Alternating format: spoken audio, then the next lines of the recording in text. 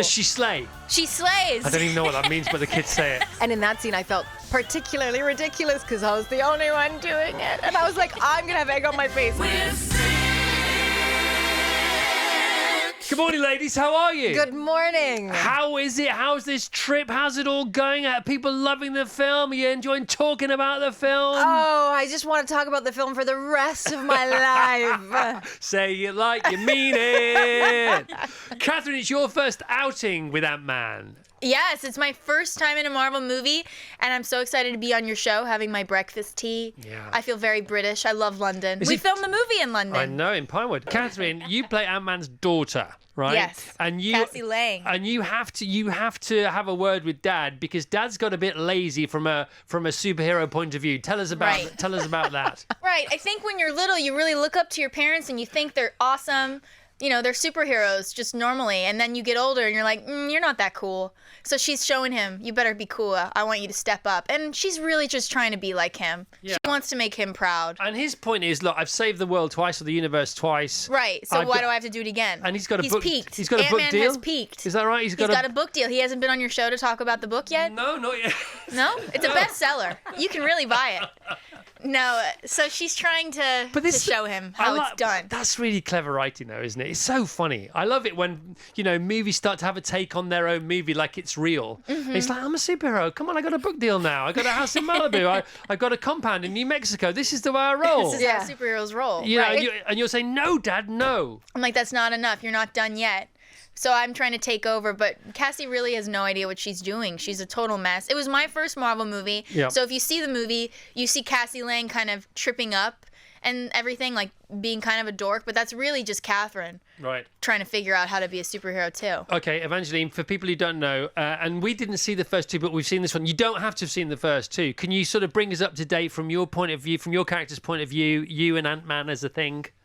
Us as a thing. Yeah. Tell us about the movie. Yeah, okay. About all three movies. Yes. I'm going to tell you about all three movies. Okay. Well, I'm going to tell you from the perspective of my character because that's all I really care about. I'm just kidding. So, but Hope started the first Ant-Man film sort of training You Ant-Man. are so pesky, Evangeline. Well, there is a bit of English in my blood, so you can't get away from Where's that. that from, by the way? You'd have to ask my older sister. Okay. She's the responsible one who knows about those sorts of things. Sorry, I family interrupted. trees. Forgive me. Please continue. Hope and Scott started the first film at odds. They didn't like each other at all.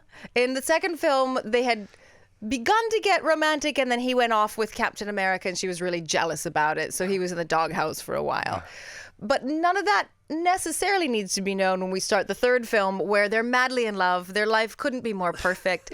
Hope is sort of step-momming Cassie Lang and has her mother back from the quantum realm and has repaired her relationship with her father. So life is perfect, essentially. Yes. By the way, cute Michelle Pfeiffer and Michael Douglas, by the way. Hello. Icons. All right. Yeah, tell us about working with those people. Did you know them before? How amazing are they? What did they bring to the whole experience? Just 1 second to say, Michelle Pfeiffer in this movie, so cool. So cool. So cool. Does she slay? She slays. I don't even know what that means, but the kids say it. We're talking grandma and granddad. Is that right? But they're so cool. Right. I mean, that grandma and granddad could flex on anyone else's grandma and granddad any day. Of course they could. Yeah, come on. It's Michael Douglas and Michelle Pfeiffer, for heaven's sake. And I love how you say Douglas. Douglas. You almost said it like with a northern Douglas. Michael Douglas. Douglas. The quantum land is microscopic. That's right, isn't it? Yes, that's right. So You can't see it. you get inside it, and then but then it becomes huge because Yes. that's It's messing with your brain a little bit, isn't it?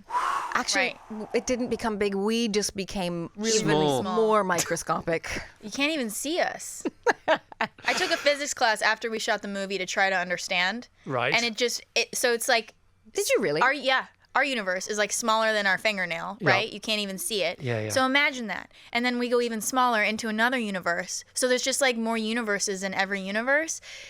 It's like Kevin Feige might be the only one who understands the quantum so particles verse. become atoms, atoms become molecules, molecules become cells, and cells become people. And that's sort of where we are, isn't it? But I think that's life. In many ways, if you make the big things small and the small things big, you sort of got a good handle on things. Right. I like it.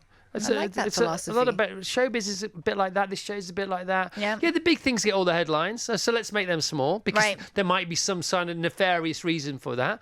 And let's make the small things bigger. And everybody in the end, hopefully, we get a level playing field. This movie is kind of deep like that, like what you're talking But about. this is the great thing about the Marvel movies now. They do attacks that kind of issue. Yeah, but also, they're not taking a sledgehammer to a walnut because they do it with levity as well. Right. It's funny, it's sensitive. It has a great message. It's really clever, and it's beautiful, and it's brilliant. Wow, thank you. I don't think we needed to come. I think I feel think really you got bad. this handled. You can sell this film. How was it at Pinewood? Where did you hang? Did they rent your houses? What went on Loved. there? I love Pinewood. Me too. I lived in Kensington. Did you Yeah, really? right near the V&A. Nice. And I had a little garden. How long for? I was there like over 5 months. Yeah. I was there for about 6 months. I was in Chertsey. And I was actually staying in a home that used to be owned by. Her house was insane. It was amazing. It was the old carriage house had been turned into a recording studio, and like amazing bands had played there. Don't ask me who, because I don't remember one. Is it on the river, Chertsey? No, it's not. Near the river, isn't it? Yeah, it's near a nature reserve. It looked like a fairyland. Right. Wow. Yeah. It was 8 acres of. I just had an beautiful apartment. property. It was Yeah, great. but I had a bathtub, that's for sure. you don't mind. You're in your first Marvel film. It's my first one. I'm What going is to it take what I like? get. What is it like to get the call? Where were you when you got the first sort of smidgen of interest that they might want you Right. from? Where were you? What happened? Was it an email? Was it a whisper? What happened? You know it's a good phone call when 9 people on your team like call you at the same time, or really, really bad.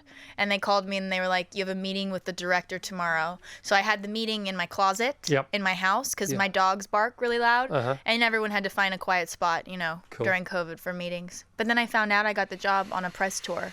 Like mega. a week later, I was doing an interview and they were asking me, what's your dream job? And I was like, a superhero. Yes. And then they called me, and so the first people who kind of knew something happened were my hair and makeup team, because I couldn't tell anybody anything, but they just saw me like smiling a lot and they knew something happened. And you two clearly get on like a house on fire. You're the first person I talked to. We talked for like 2 hours on Where? Zoom. When was that? Where? Right after I got the job, she called me and just kind of made me feel welcome. She just created a space if I had any questions, or I don't know. You really made me feel comfortable, and she gave me really good advice. Being all gorgeous, Evangeline. She was. And caring. Yeah. Oh, And she's so like sweet. that. And maternal. I have been a 24-year-old starting out in the business, and she is not starting out in the business. So when I called, I thought I was being so kind and extending this gracious, fig did. branch to her. You did. And it turns out she's been acting for as long as I have. Yeah, but there are bigger ponds, aren't there? Yes. And wisdom is always welcome. The best advice you gave me, though, was you got to stay grounded. In the scenes, because we're acting with nothing and you feel kind of silly. You feel kind of like an idiot, know? You're making weird faces. We had one scene with Evangeline and Paul, and we're like supposed to be really intense. And Paul and I look at Paul and we're not doing anything. And Evangeline is sweating. She's panting. She's like really in it. And I'm like, I look so dumb. I'm not doing anything. But that's kind of where her advice really translated, because I was like, you have to bring it every time, even though you feel really ridiculous. You feel ridiculous. Yes. And in that scene, I felt particularly ridiculous because I was the only one doing it. And I was like, I'm going to have egg on my face. I'm going to look weird. You don't, though. It doesn't. Listen, great to meet you both. Great energy, guys. Thank So you. great to meet you Seriously. guys. So fun to be here. Thanks for having us. How long